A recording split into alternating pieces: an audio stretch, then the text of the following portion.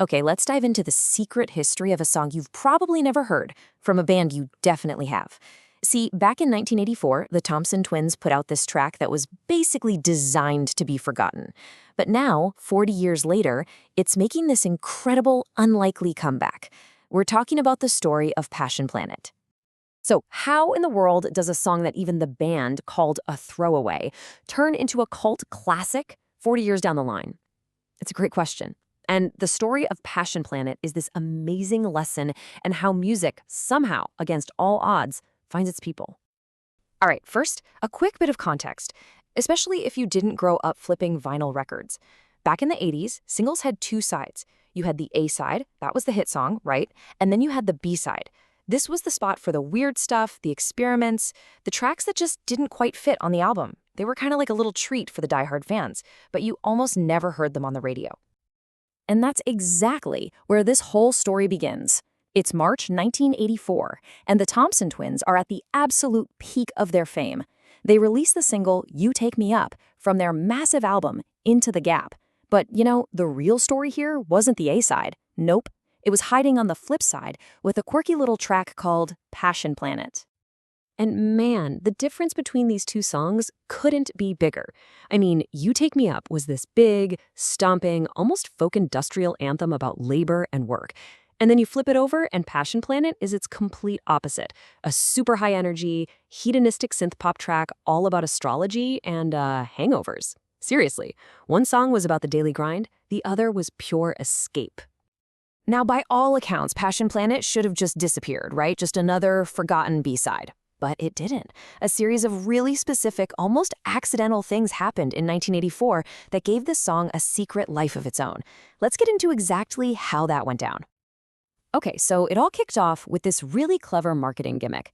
The single came out as 3 different picture discs, and each one was a piece of a bigger, interlocking puzzle of the band. So if you were a real superfan, you had to buy all 3 to complete the picture. And what was on the B-side of every single one of them? Yep, Passion Planet. The band basically force-fed this song to their most dedicated followers.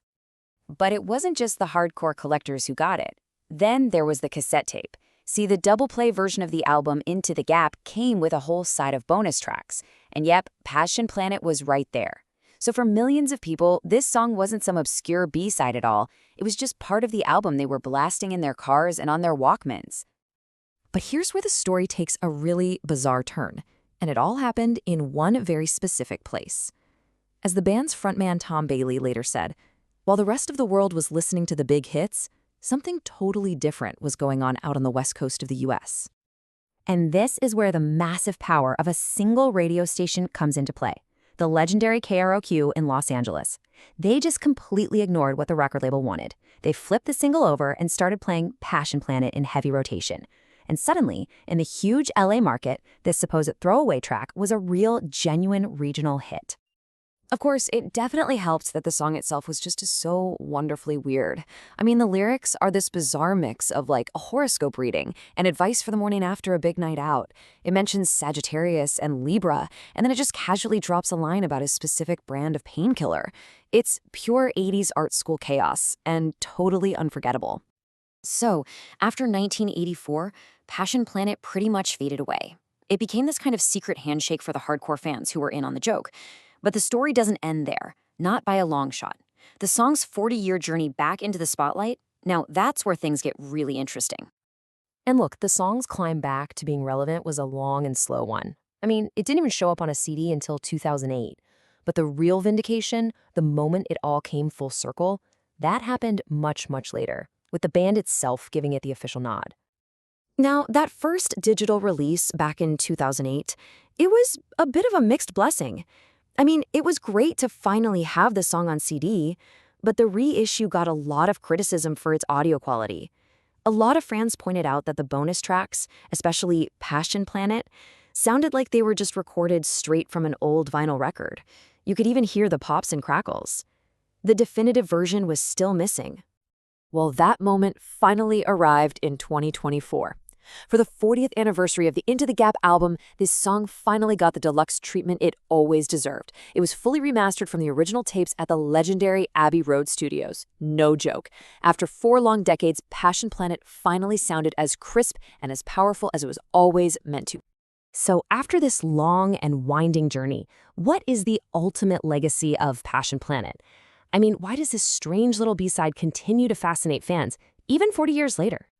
Well, I think the real answer came in 2025.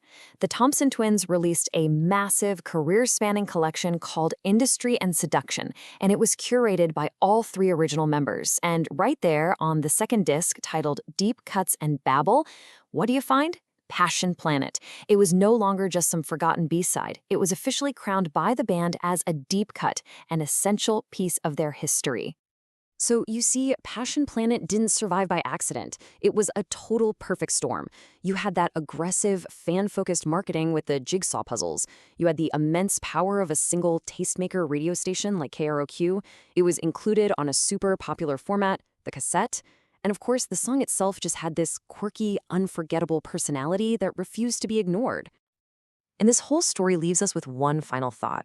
The journey of Passion Planet was completely driven by things like physical media and influential regional radio DJs. So it really makes you wonder, right? In today's world of global streaming and all these predictive algorithms, how many other hidden gems, how many other B-sides are just sitting out there, waiting to be rediscovered by one random playlist?